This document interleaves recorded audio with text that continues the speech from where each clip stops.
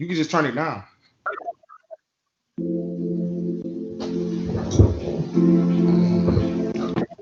Hey.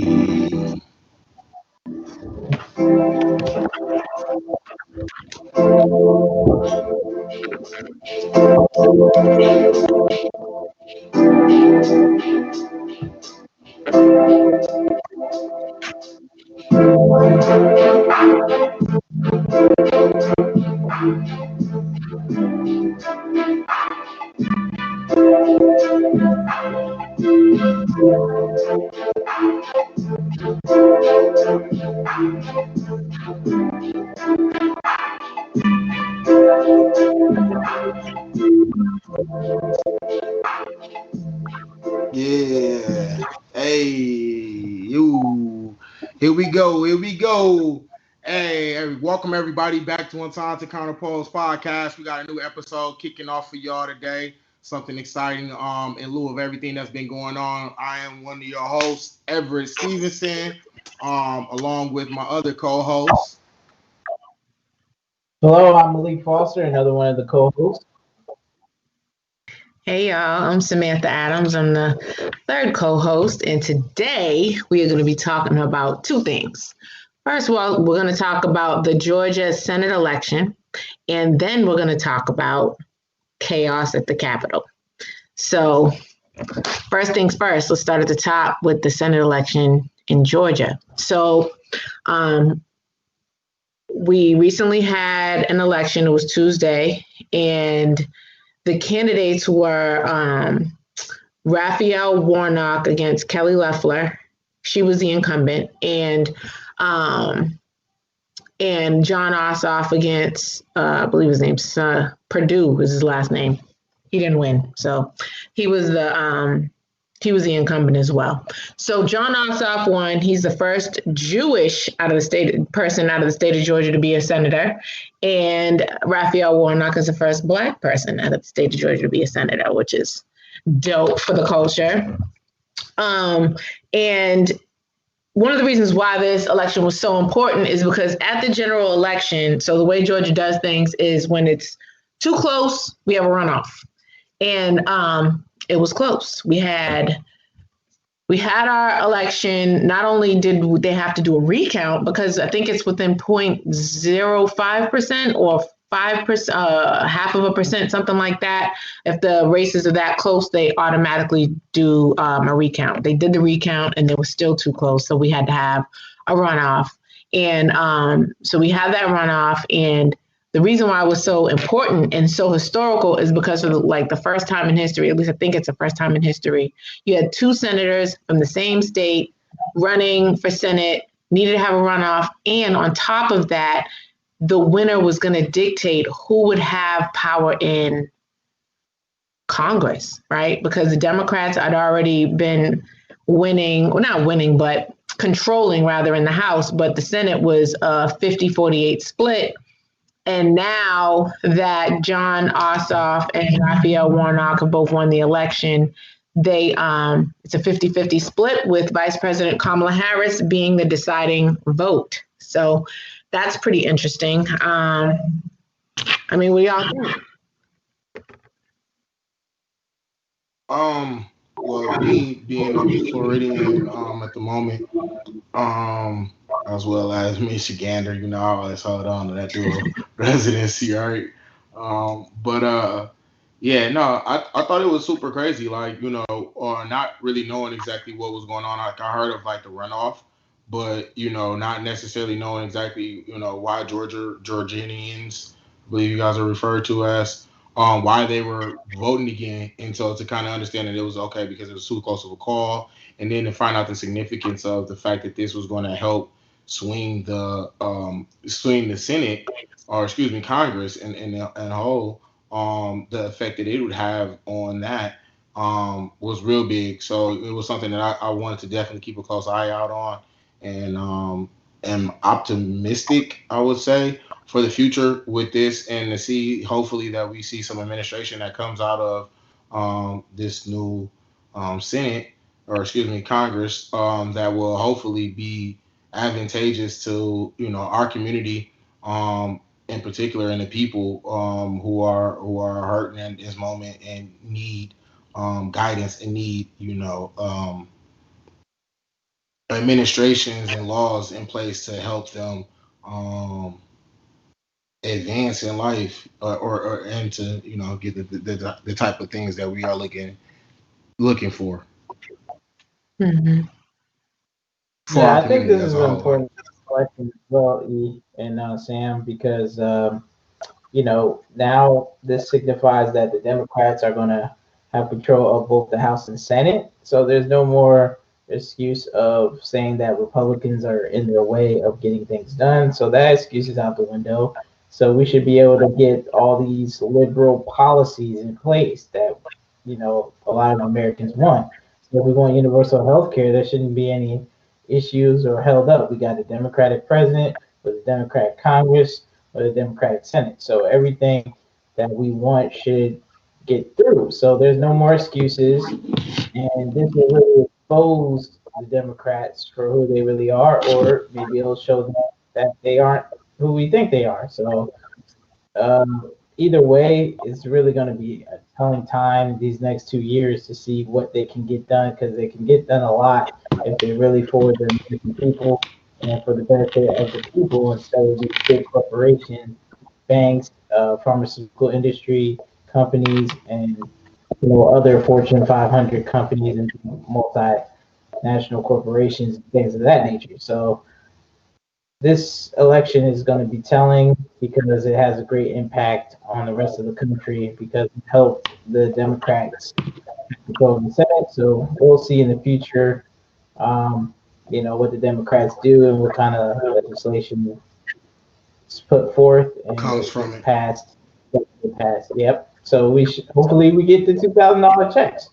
So that's something Yeah, that I mean, a lot more than that. I mean, aside from the $2,000 stimmy, like there's so many other policies that are pending, like the legalization of marijuana and the decriminalization of marijuana. Marijuana as well. Yeah, you know Mhm. what I'm saying? That's definitely sitting out there. The healthcare, like you said, just to offer a little bit of context, though, in case people don't know, because everybody doesn't vote every time there's an election. The reason why Malik said for the next 2 years is because senators are elected every 2 years, as opposed to four, like folks like the president. One thing I forgot to add, though, about the historical context about significance of this election is when you talk about John Lewis, not Joe Lewis, John Lewis, and him and all the things that he did and his legacy represented as far as good trouble and all of the civil rights activism that he participated in throughout his lifetime. One of the things that is also pretty interesting and important is John Ossoff was his intern. So John Ossoff learned a lot from John Lewis. But also, too, John Lewis was a member of Ebenezer Baptist Church, which is the church home of Martin Luther King Jr. and Raphael Warnock, the first Black senator out of the state of Georgia. I'm going to keep throwing that in there because it's a prideful thing to say. Is the pastor at Ebenezer Baptist Church. So, you have the intern and the pastor of one of civil rights greats. Just took Georgia and really just helped Democrats in the Senate and gave Democrats pretty much full control over the House. I'm sorry, over Congress and the presidency. So, I mean, I agree with you, Malik. It removes so many excuses. I mean, yeah, we still have there's still a lot of work that needs to be done, like trying to get control over the COVID situation and unemployment and all that. But the trigger for unemployment in the state of our nation now is totally different from the last time we had a Democratic president in office and having congressional control, right? And that was Obama the first 2 years. But remember when he came into office, the country was in shambles. Like the housing market had fallen down. You know what I'm saying? And it was like he had so much to overcome. Now, granted, President-elect Biden has a lot to overcome too, as you talk about unemployment and things like that. But that stems from COVID as opposed to corporate greed. And when you're talking about bailouts, you're not talking about just bailing out banks in the car industry. Now you're talking about having to try to bail out everybody. This is also in a time where, Black folks are the reason why, they won the election. You know what I'm saying? And you want to start looking at things like, what about us, right? What about reparations? Y'all the reason why we did. We have our first Black female vice president. We have all of these great Black people doing these great things, but what's the benefit to the people? And when I say the people, I don't necessarily mean all people. I'm talking about the people that got them in office, Black folks. So, reparations. Yeah, let me jump in here real quick, because I feel like, what you were just saying right there was absolutely correct. Like, and to point Malik was making, like, absolutely, I think that this is a time for us to look as, people as a whole, and Black people as a collective in particular, when I'm speaking, to try to make sure that, we have a political voice. Now, and it's funny because you have Ice Cube, who were going to advocate in some senses. You've had other people who've gone to advocate as voices for Black Americans, who are looking to, also address other inequities, inequalities that's taking place in this country, as well as all of the other things that we have that's going on, like you said, with COVID and the crisis. But I think one of the things that, that we want to see from this administration is directed policies, you know what I'm saying, towards those things. And I know we talked about that in another episode, you know what I'm saying, and how, those candidates have spoken to a bit of those issues. But primarily, I think now that we have this administration, I think I'm looking to see, what type of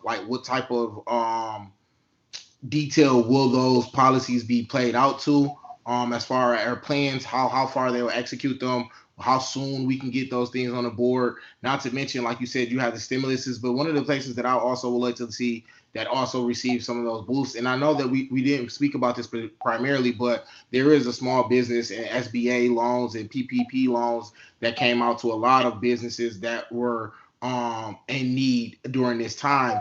And I feel like to continue to see some things like that aid for those small businesses, because I know for me personally, I enjoy going out, shopping at local restaurants and things of that nature, different shops and things. So for me, like, that's one of the biggest tragedies that I think we see are coming. I mean, things coming from, COVID and the shutdown that it's had on the economy. And that's one of the things that I think Joe is going to have to talk to. I think we just saw recently numbers that were saying the jobless rate in America just was at like 140,000 jobs, I think, were lost in this past month of December. So, we have a ton of Americans losing jobs at not unprecedented rates, but at alarming rates. Nah, it's unprecedented. Because I think that it might even be higher than the depression, because the numbers are so astronomically high. Because think about it, COVID been here in America officially since March, but we all know it's been here probably since like February, right? So from there to now, it's been almost a year, and I remember at one point, it was like 300,000 some jobs people have lost at its peak, right? I don't know, how many people are currently unemployed. I know some people have been able to find some employment, but like you're saying, like, it's tough, and they do have to find ways to overcome that. But the fact that they have John Ossoff and Reverend Raphael Warnock in the Senate, just tying back into what Malik said, it kind of removes the excuses, right? They have to do something something that's going to get COVID under control, so we can get people back to work, so we can open up businesses, and so our country can start making the money that it needs to make. We're a capitalistic nation, and we don't know what to do without money, right? We struggle with functioning without money, because everything that happens in this country revolves around money. You know what I mean? And it's tough, but it's important. And removing that excuse, I think, really, really does a lot for us. I just hope that they, they do it. You know what else too? I just thought about when George Floyd was getting buried. It was the day of his funeral. Kamala Harris and Cory Booker, and it was another senator. I can't remember his name, but I do know he was a Republican. They drafted a bill. It was an anti-lynching bill, and Rand Paul stopped it.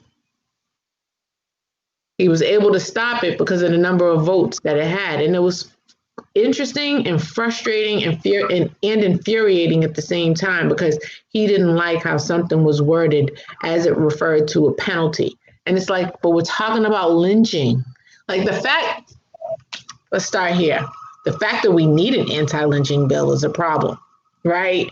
Like the fact that we actually have to have something on the federal books that say, hey, everybody, lynching is wrong and you can go to jail for it.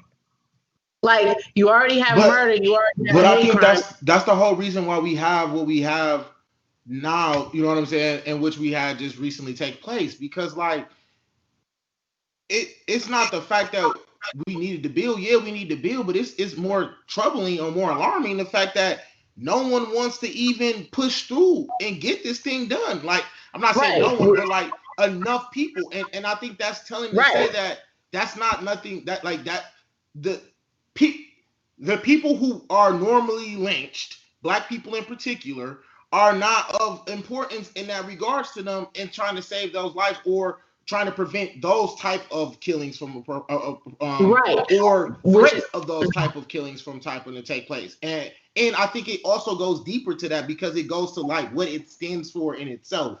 All right, like you know what I'm saying. Lynching was a way of killing back. You know what I'm saying, and in a time in which was the fundamental times of this country, which again, you know what I'm saying, we had a lot of pillaging and things that was taking place of, you know what I'm saying, in America that took place at that time, which, shows that like there was always a mistreatment of people.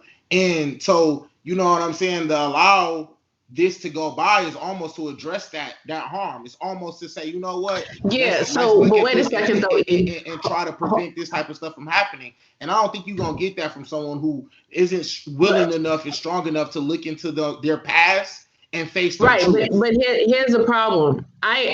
What you're saying is where I was going with it, but I have to push back or kind of try to balance out something that you said. You're talking about lynching as it pertains to from back in the day. Problem is lynching never stopped. It just started getting broadcasted because of social media. You know what I'm saying? And I think that we have to be very mindful of the fact that the purpose of, the anti-lynching bill is not simply just to address Emmett Till. It's also to address Tamir Rice, Breonna Taylor, George Floyd, and the list goes on and on and on and on and on. And to our viewers, real quick sidebar, please don't mind Malik's screen. He's having a little bit of technical difficulties and he's trying to work it out. We love him and we appreciate the fact that he is trying to make it right for you. So back to what I was saying, you know what I'm saying? I just wanted to make sure that was clear, that we weren't trying to say lynching only happened a long time ago. You know what I'm saying? No, I mean, clearly we know, like you've seen Bubba Watson, everything that took place with him not too long ago in NASCAR and that situation. Unfortunately, we had the case with the man from Empire. You know what I'm saying? But that even goes into what happened at the Capitol, right? Because they had nooses hanging around. It was putting up nooses around the Capitol. You know what I'm saying? Right outside the Capitol, people had nooses. They were. Them folks was out there wilding. I'm sorry, I don't even have a politically correct way to describe it. They was out there wilding. You know what I mean? And I don't know. What do you think, Malik? Well, I agree with you guys' sentiments on the actions of the protesters or domestic terrorists or however you want to label them,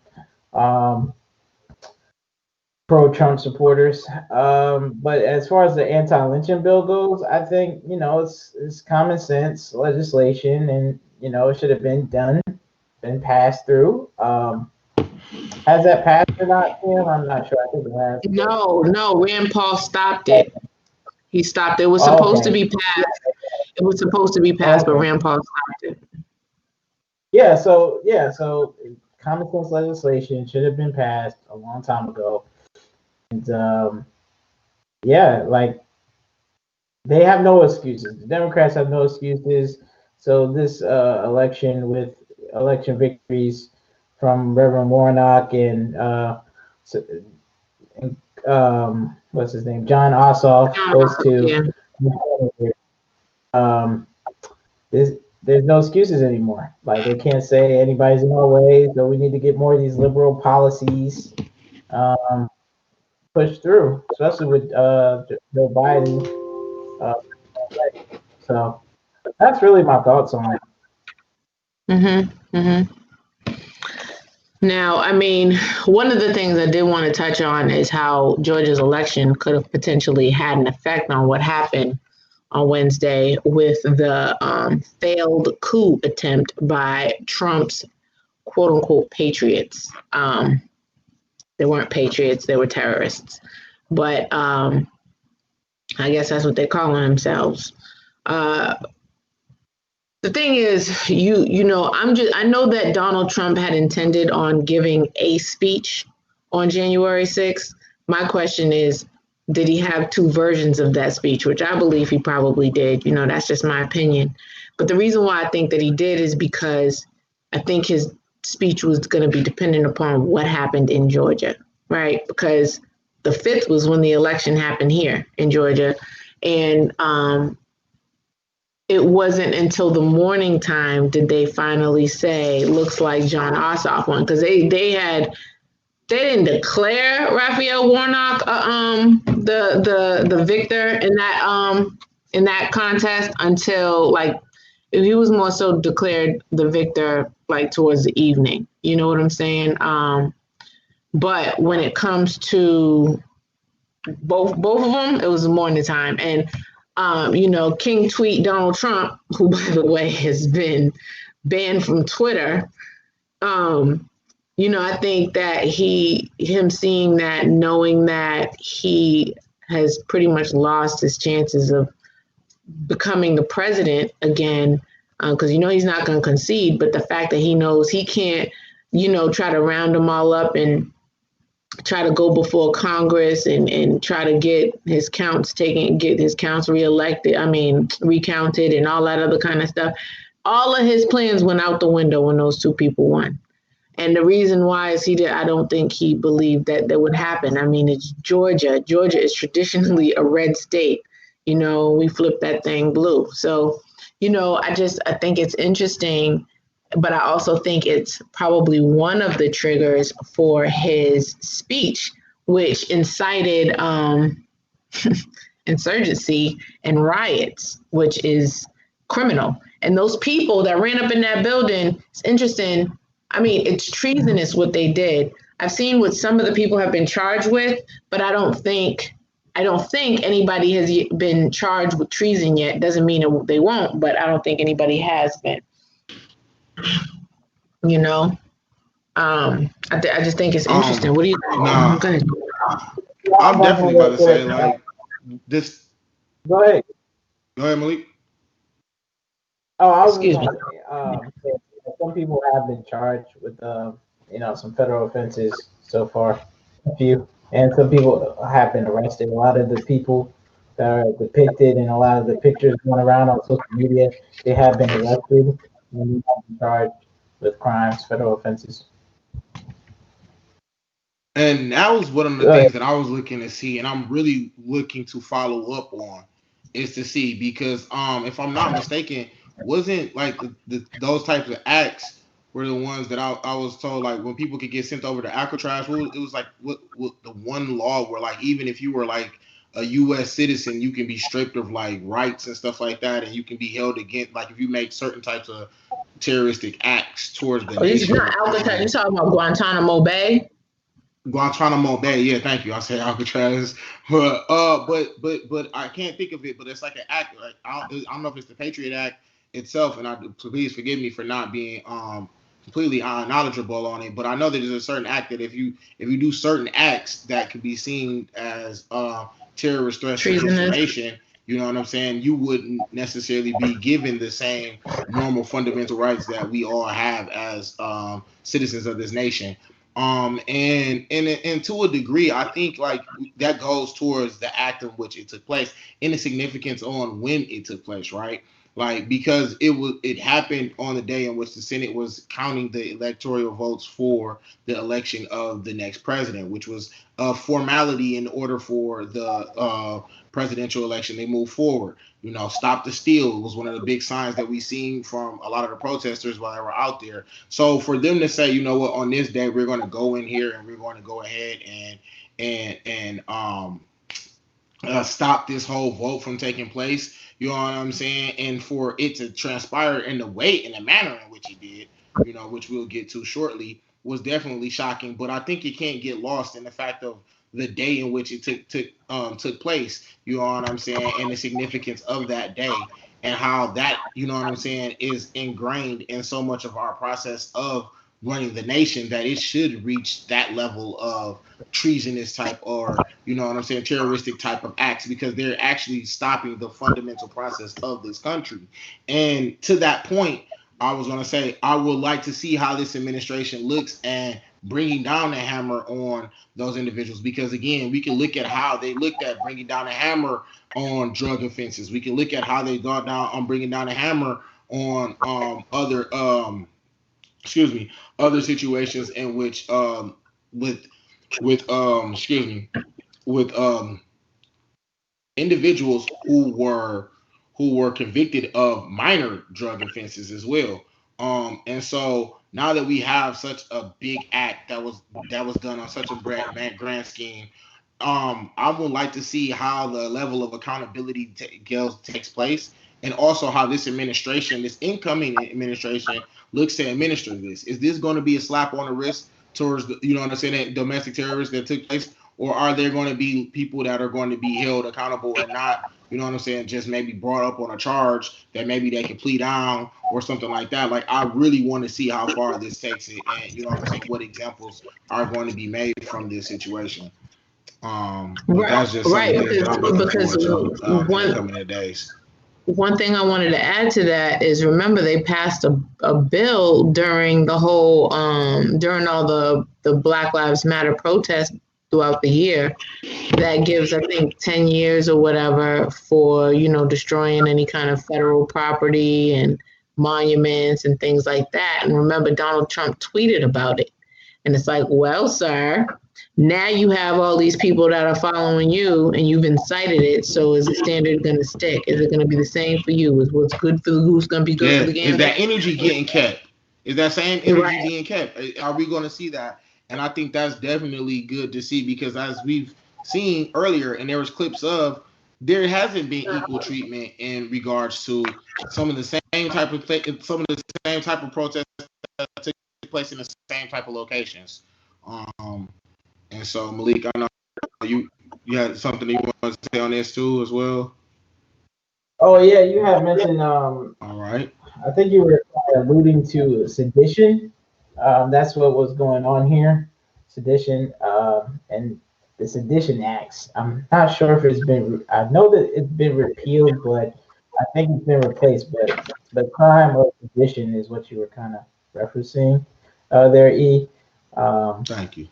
So basically, where they're trying to incite riots through speech and things of that nature.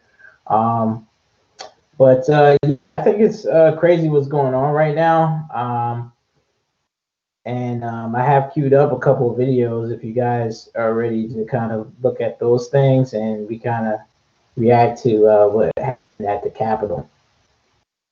So give me a moment and I'm going to queue those up for you guys.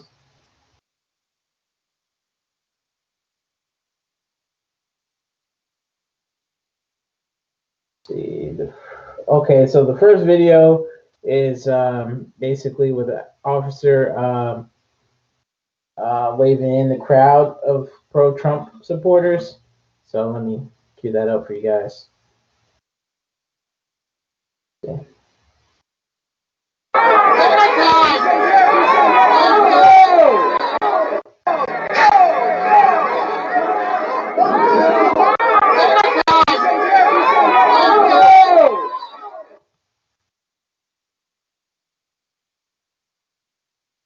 So let me know your thoughts, guys. What do y'all guys think?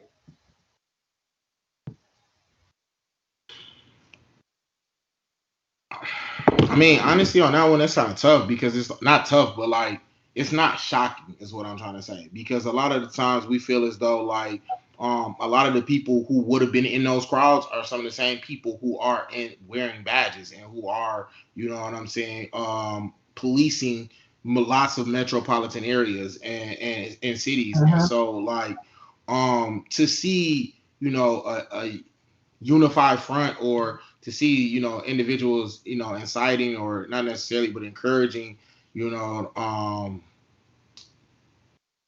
to see people encouraging um this type of trespass on the Capitol like this is shocking, especially for it to be individuals who are supposed to be protective. But it's not really when you look into the context of how things have happened in this country, and you know what I'm saying, and the way policing has been done in a lot of times.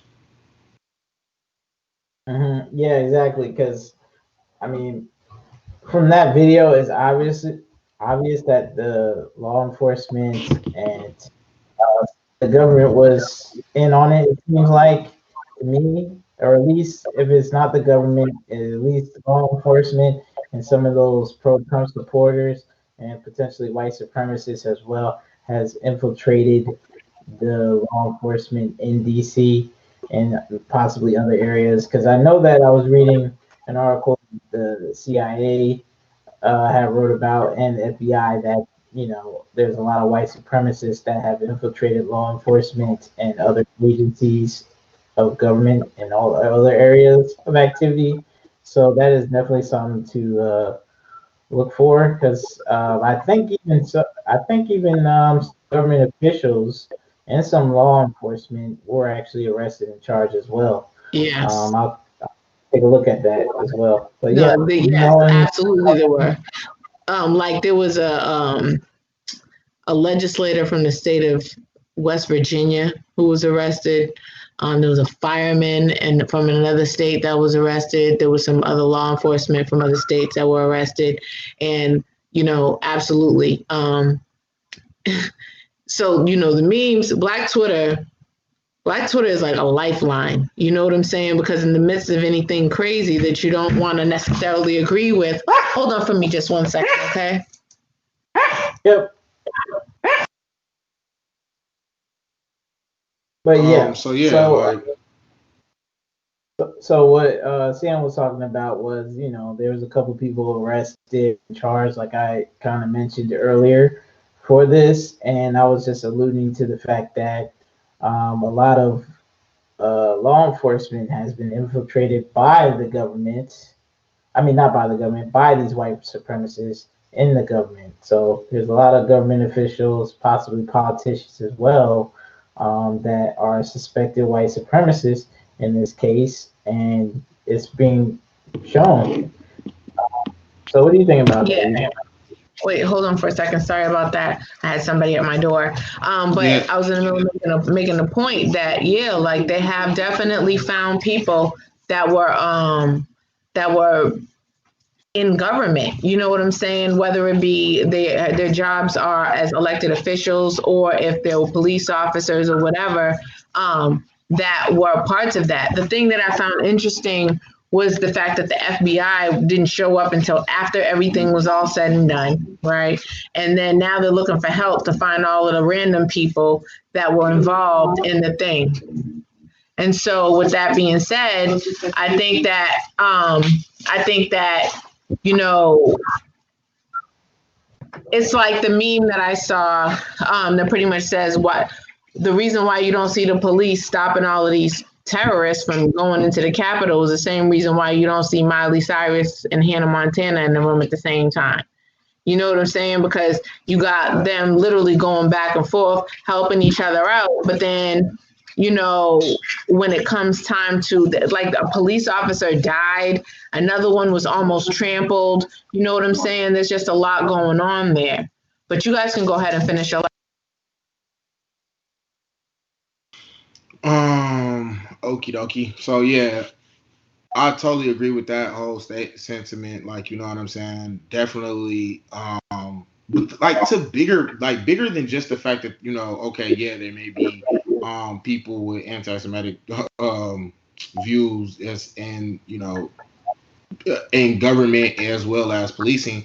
I think it was just the notion of, again, not, I think it should not be let go of. It was the notion of that it was so profound that it was allowed to be done on this day in which, like, again, this nation is supposed to be electing its new president and one of the most fundamental pieces of this country. Like, that should not be left upon. So even if you're saying the people who are supposed to be upholding these laws, the people who are supposed to be, you know what I'm saying, creating these laws and administering them, are out here like, listen, yeah, it's a law. Like, yeah, technically there's laws, but clearly there's not laws.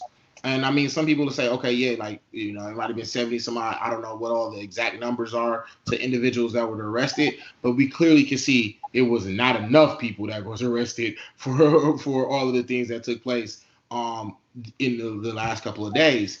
And so that whole aspect of it is what I feel like should be one of the things that I would like to see this administration again address when we go in here, because you know we've seen, you know, policing be done in a lot of different ways, and then also how can you address that issue, you know, when it's so deeply rooted in there. Like, even from back in the day, like the whole sheriff badge came from people, you know what I'm saying, collecting and finding different slaves back in the day, and they were able to go and be slave hunters. So, you know, that symbolic thing is something that kind of like continues to come in and is engraved in this country.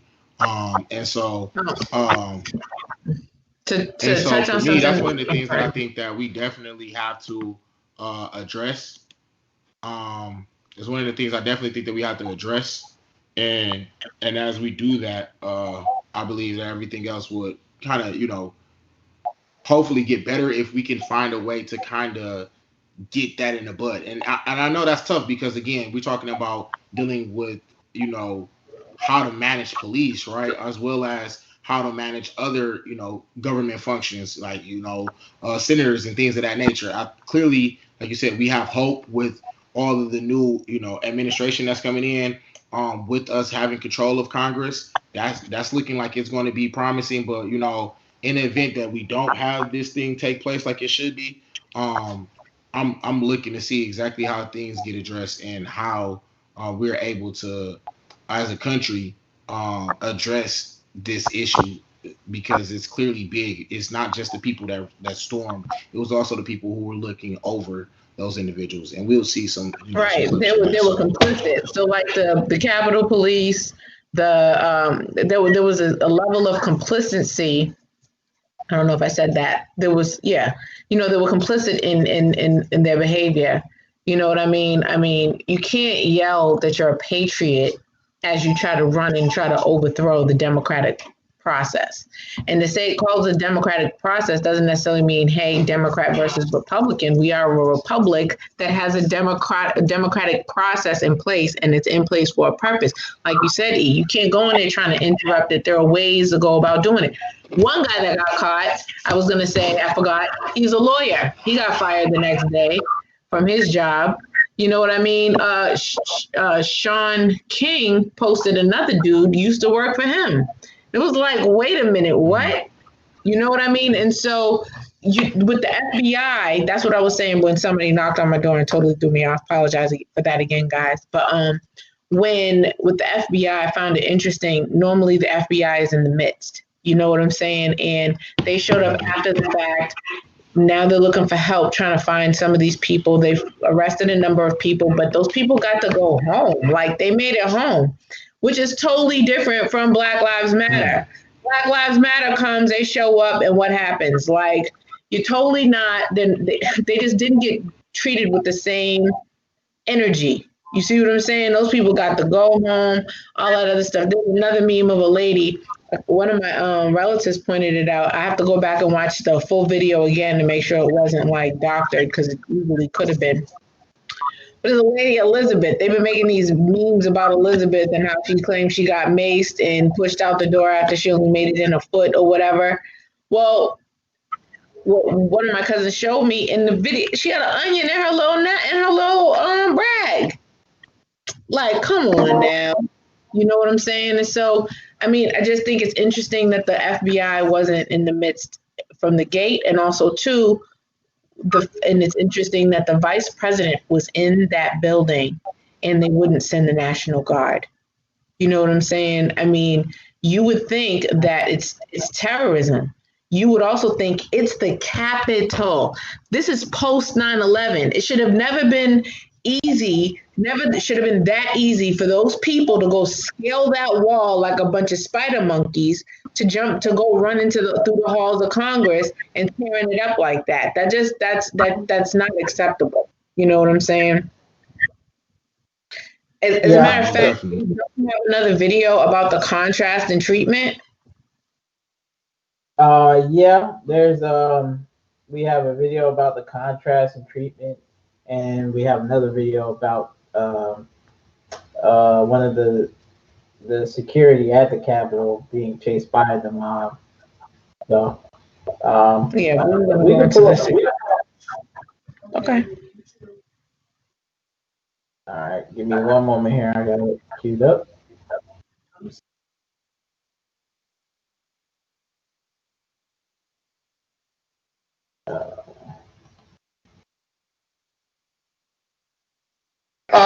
Going inside the building, occupying the balconies, occupying the center steps, and also the. Oh, there we go.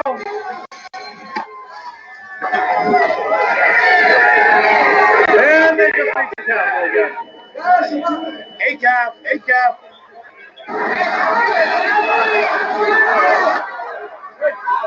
Out here, going inside the building.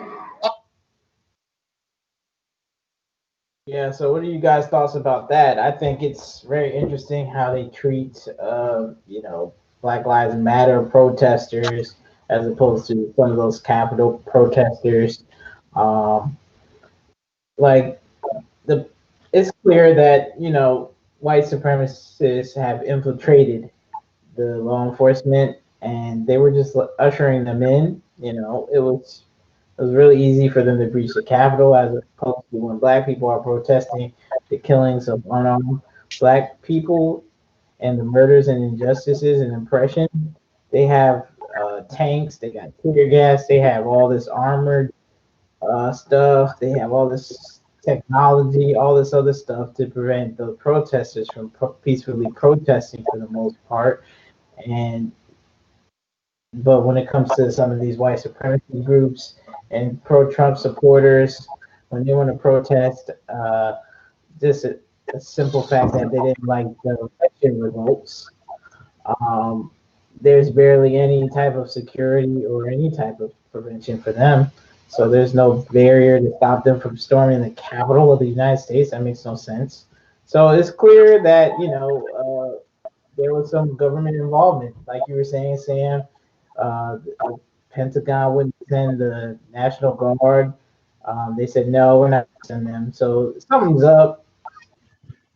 Everybody needs to be looked at. Democrats, Republicans, all those government officials, because it couldn't have just been the Republicans by themselves just able to prevent all of this, right? Some people had to know, right? That's what I'm thinking. So I think everybody needs to be thoroughly investigated here. A lot of people.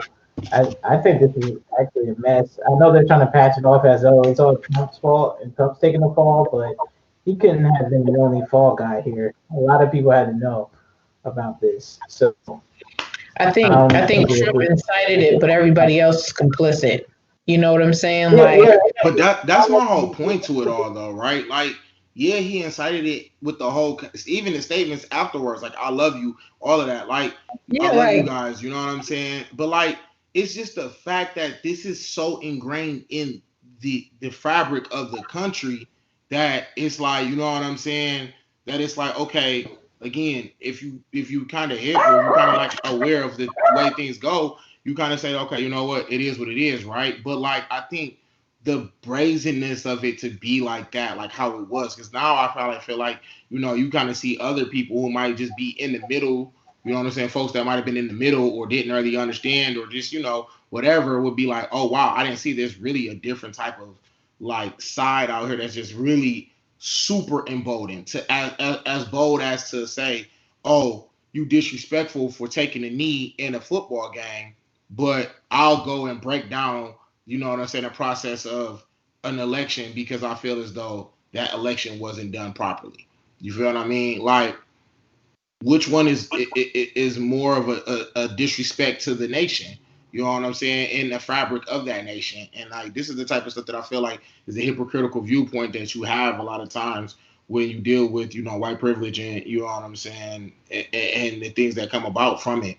And so yeah, like that's why I feel like, again, now we got Joe in here, we got this Senate. Show me what's gonna happen with these individuals who did this. Like this should be viewed as just as big as a threat to the country in the sense of how 9/11 was, because of the fact that again that was ran into two buildings. You know what I'm saying? Okay, while albeit the economics because it was the Wall Street building, but like this was on the nation's front door.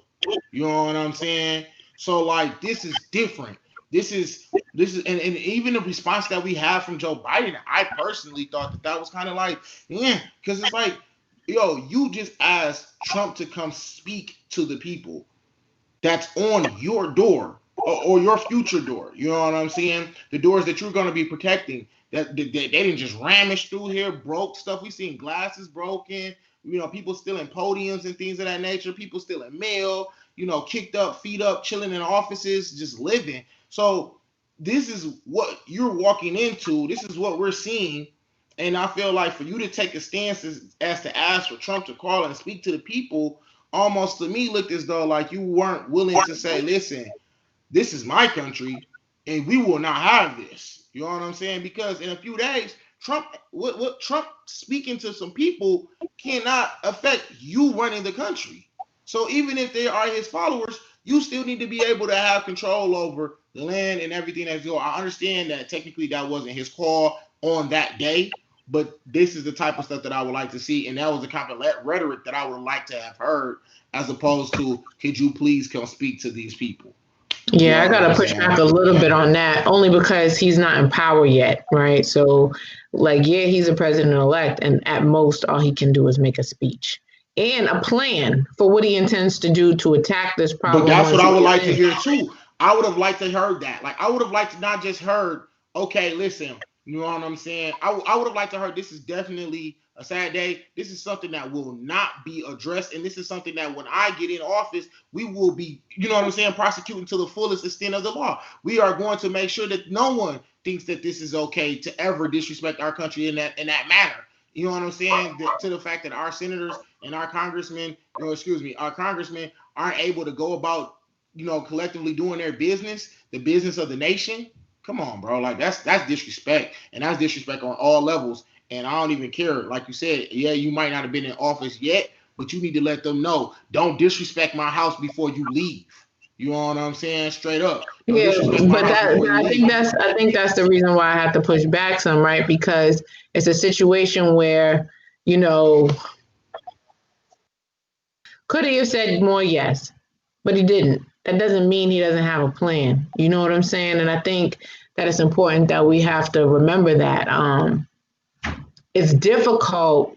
It's difficult to be in that space. You're like literally in limbo for the next few days. And now, as a result, they are drafting Article 25, amendment, the 25th Amendment articles to impeach Donald Trump again. But now, because they rule in the Senate, it's likely it could happen. And for those that don't know, although it may seem like, well, what's the point? He's only got a few more days. It matters a lot, because if Donald Trump is impeached a second time and he's convicted, because he can get impeached by the House. That's like the easy part, right? It's the Senate that's the hard part. Even when you look back to Nixon was getting ready to get convicted, but then he resigned and got a pardon by his predecessor. But here with Donald Trump, it's interesting because number one, even regardless if he gets a pardon, if he's in fact impeached and removed by the Senate, he won't get his pension. He'll lose his ability to have his Secret Service. There's travel expenses and things that he won't get, and he won't be able to run again for re-election in 2024. He loses those benefits. And so because he loses those benefits, if he in fact is impeached, even though it's already at the end of his term, it can become an issue. Another interesting thing about that is they need some of his cabinet members to sign on to that impeachment. And if you notice, since this insurrection took place, his cabinet members have been dropping off like flies because either A, they don't want to be involved, or B, they're just done. They're done with Donald Trump. But it could be so they can, try to CYA. The problem is, are they rehireable in any other marketplace? Does anybody else want them to come work for them because they spent the last 4 years working for Donald Trump?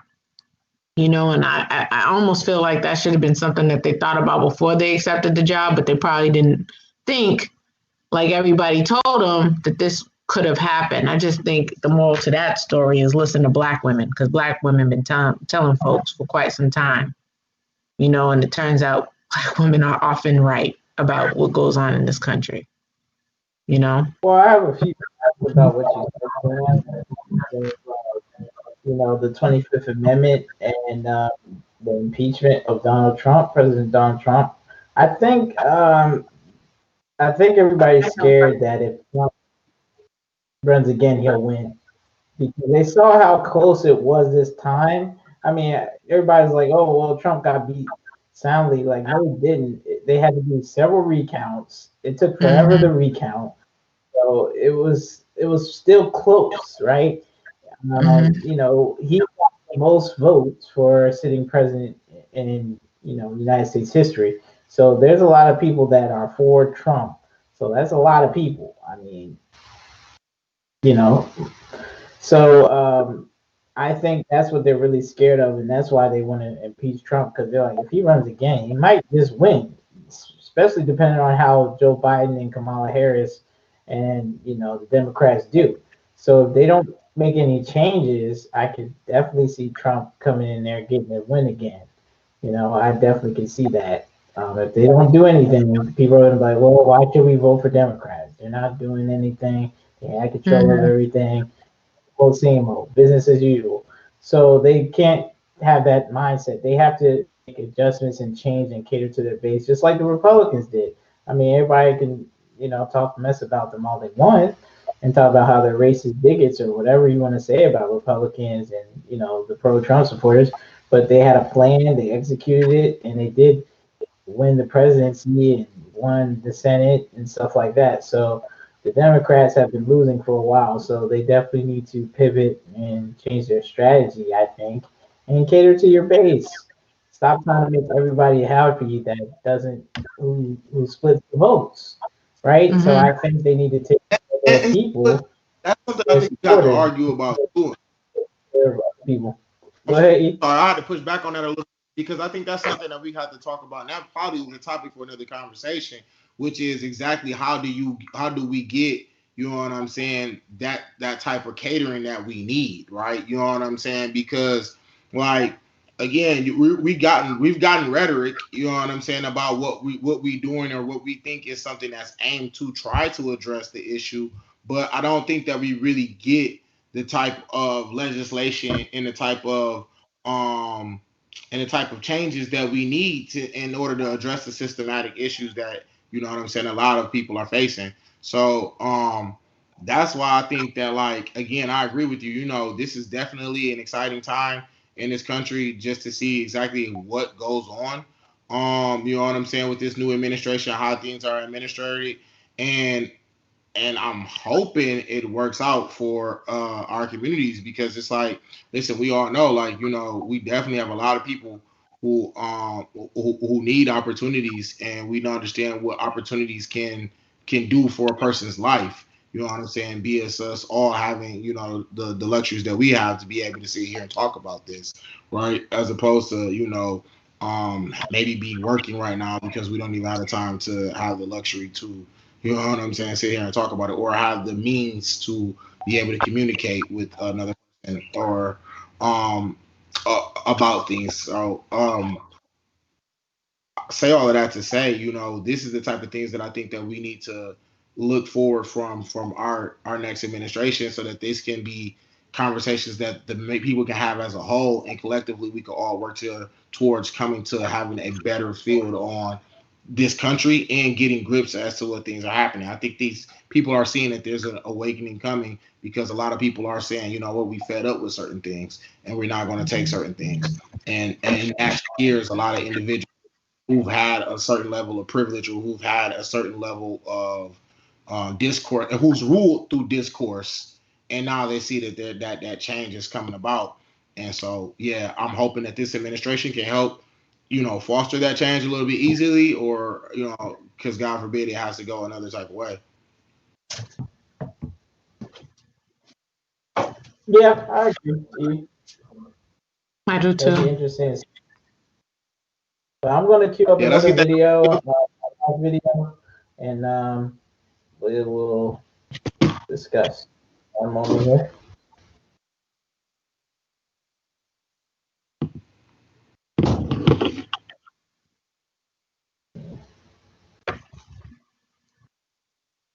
Screen.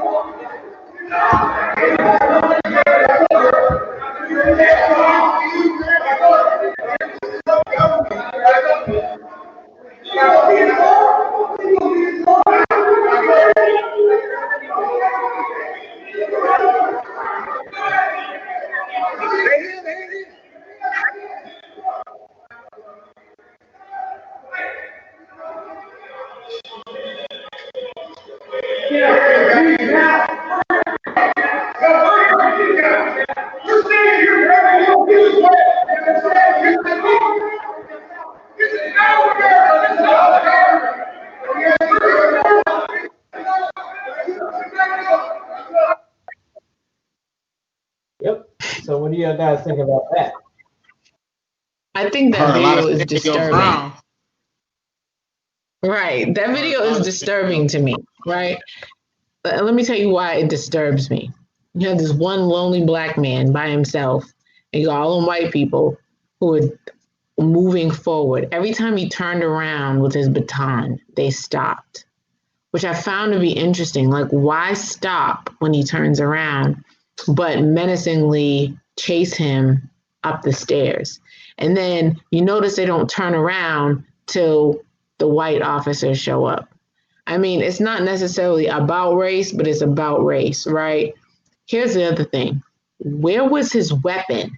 Why did he never pull his weapon out? Because I'm gonna tell you now, if he had his firearm and he pulled his firearm out, regardless if he intended on shooting it or not, I'm fairly certain that more than people would have stopped chasing him up them stairs if they thought that there was a chance that he was gonna get shot.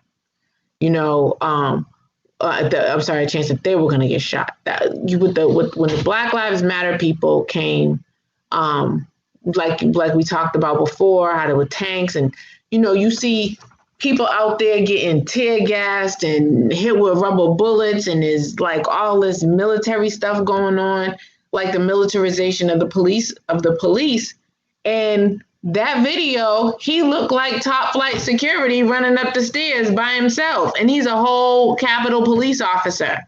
You know what I'm saying? And it's disturbing to me that here we are, again, like I said, post 9/11, you have this lonely police officer out here looking like just a underpaid security guard, you know what I'm saying, running from a mob of people who have no business being inside that facility. And like, it's disturbing because he's being chased down.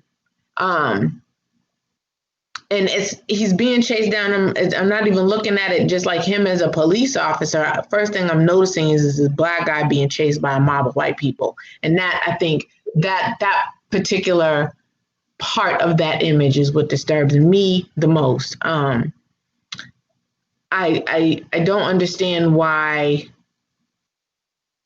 it had to happen like he was that. stabbed there by himself. Yeah, like where was the rest of the other help? And then, like, even if they were why did it take him to have to go up 3 flights of stairs before he had backup? Yeah, before where were they at? Came, what was they doing? No call for the backup. Like, what's going on?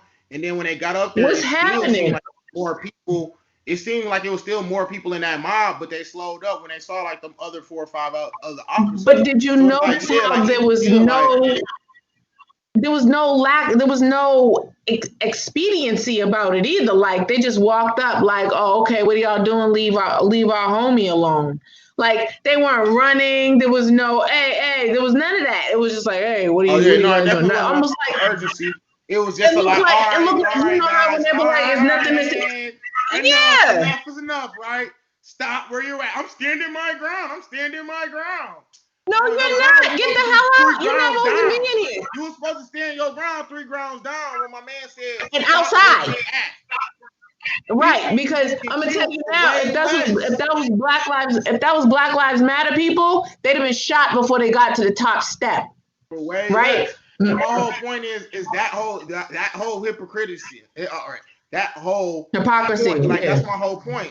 Hypocrisy. Thank you. Of like seeing how like are you serious? This I better see some answers. I better see some heads roll for this. Like I better see some people have to be held accountable for this, because at the end of the day, you know what I'm saying? This was a total lack of respect for our nation and our country. The biggest I personally feel like one of the biggest slaps to the democratic the processes of the democratic process. Mm-hmm. Where's his fire on that? Where is his fire on that? Where was his gun? Where's his firearm? Must not have felt threatened for his life. Never have a reasonable fear. All of a we see other people grab theirs for a lot less. Where's the reasonable fear?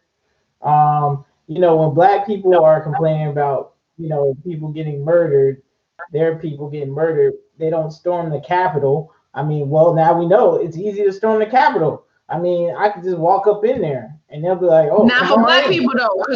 But hold on, not for black people though, because Black Panther Party back in the 60s went up in the Capitol building with their guns. Now their guns they weren't out there to use their guns, they just were carrying their guns.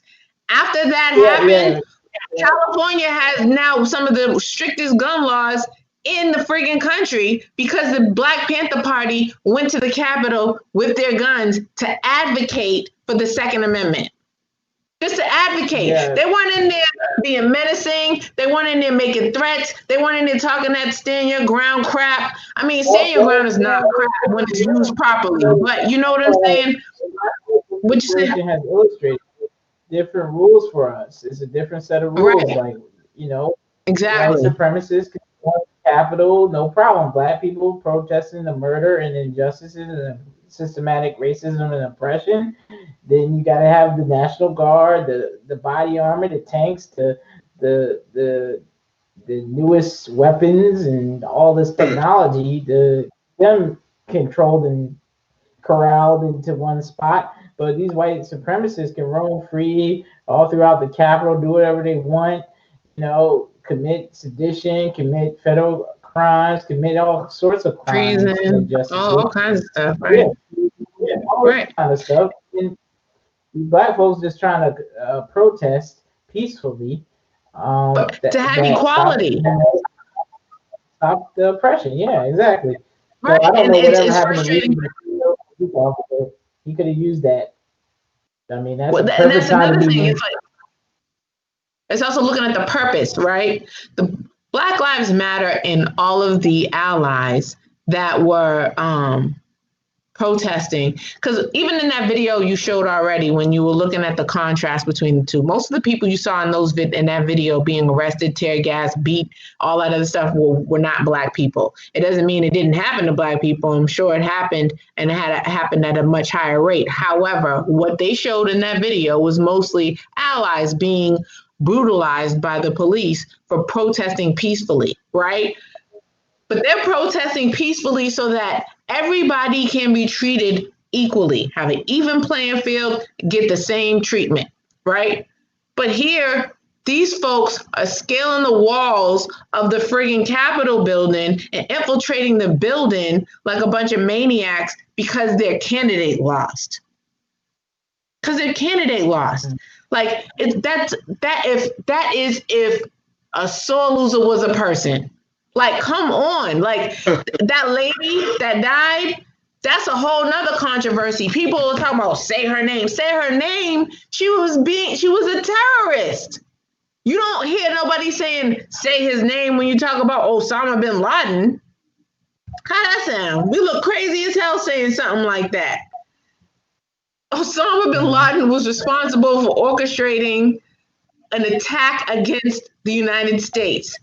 Going into a federal building to try to affect the democratic process in a menacing, violent way is terrorist. That's a terroristic act. That lady got shot because she was trying to go into the space where all the senators were being protected. All the senators and Congress people were being protected. The thing that bothers me also about that situation, she was in the military. And you know, she has a certain level of training where when she saw those guns drawn, she should have known. If she's not armed, why are you continuing to go into that window? Those people, many of them were also, you know, military, and their training is to do what they have to do to protect at all costs. I don't know what her thinking was and why she made the decision to do that, but, you know, I really believe that, you know, she shouldn't be treated as a martyr. She was a terrorist. She was behaving as a terrorist would. She was an insurrectionist. She was a terrorist, and she doesn't deserve. I mean, I know that sounds harsh because, you know, we love all God's children, and I'm sorry that she died. I would prefer that she had gone to jail. But that's what happens when you behave as a terrorist. You get treated as such, and you can't expect anything less. If I'm a criminal, then I should be treated as a criminal. But if I haven't done anything criminal, then I shouldn't be treated that way. That's how our laws are supposed to be effectuated. And that's just what I think about that. Do you have any thoughts on this here?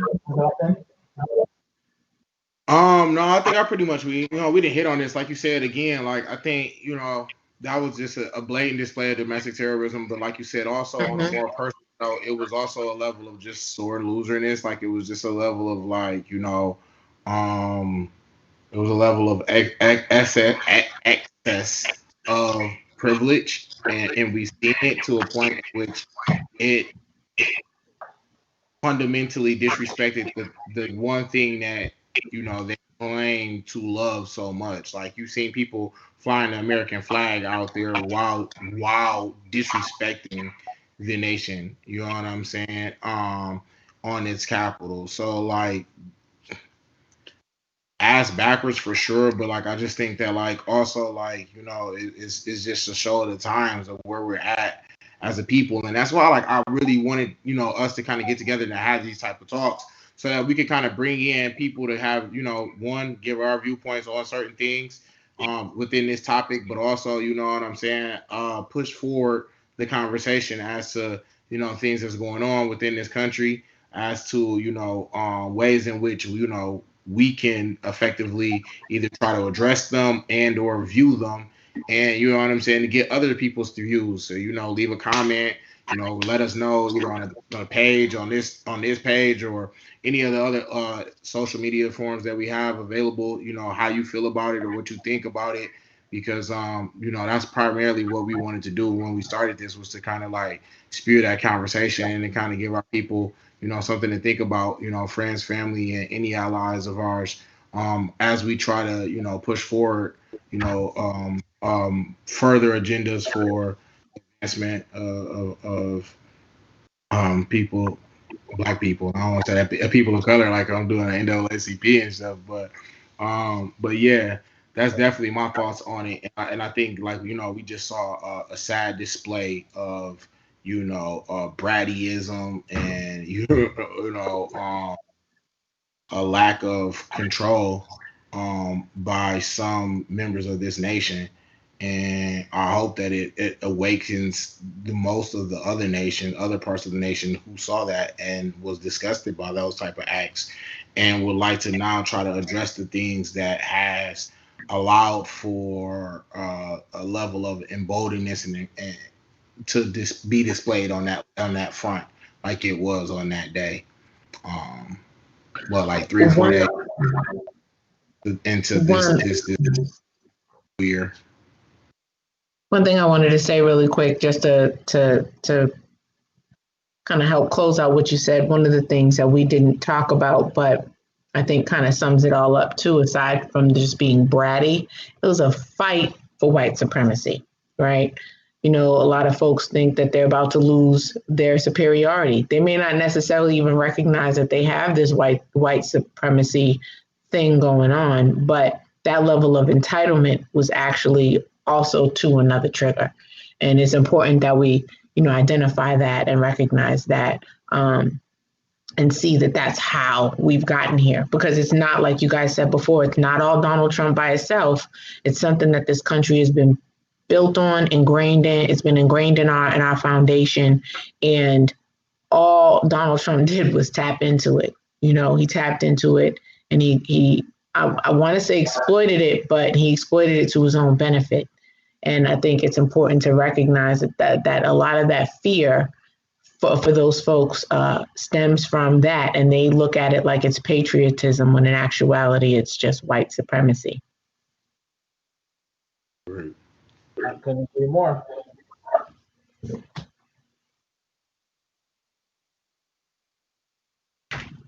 So, guys, I think that concludes. Yeah, that concludes our show. You have any closing remarks, E? No, man, I think I wrapped up everything that I had. I just want to tell everybody again, check us out on all social platforms. Counterpose Podcast. We are on here, YouTube. You can catch us on Instagram. You can catch us on Facebook. You can catch us on our own individuals' personal social medias. Mine is that guy 2104 on Instagram, Snapchat. Let me see here, and Everett Stevenson on Facebook.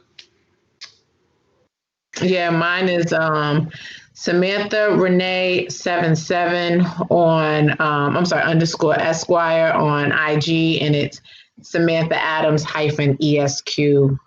Sorry, I said that wrong. On IG, it's Samantha Renee 77 _ ESQ, and on Facebook, it's Samantha Adams -ESQ. So check us out. What about you, Malik? Yeah, everybody, you can reach me at Malik Foster across all the platforms: Facebook, Twitter, and Instagram. So Malik M. Foster. And follow us on social medias on our Instagram and Facebook at Counterpoise Podcast. So thank you guys for watching us, and we're about to get out of here. Peace.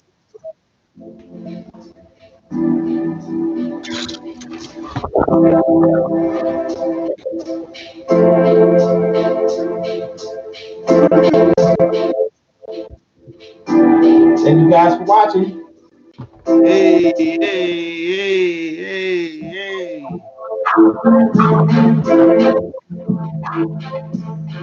No, I had to wear this Hamilton shirt just because, and the fact that it was like people acting like it was revolutionary that they were doing and stuff. Not the revolution. She said she was out here for the revolution. Girl, stop. Right, the revolution will not be televised. Shout out to Parker Landing University. Yeah, but it is. Ooh.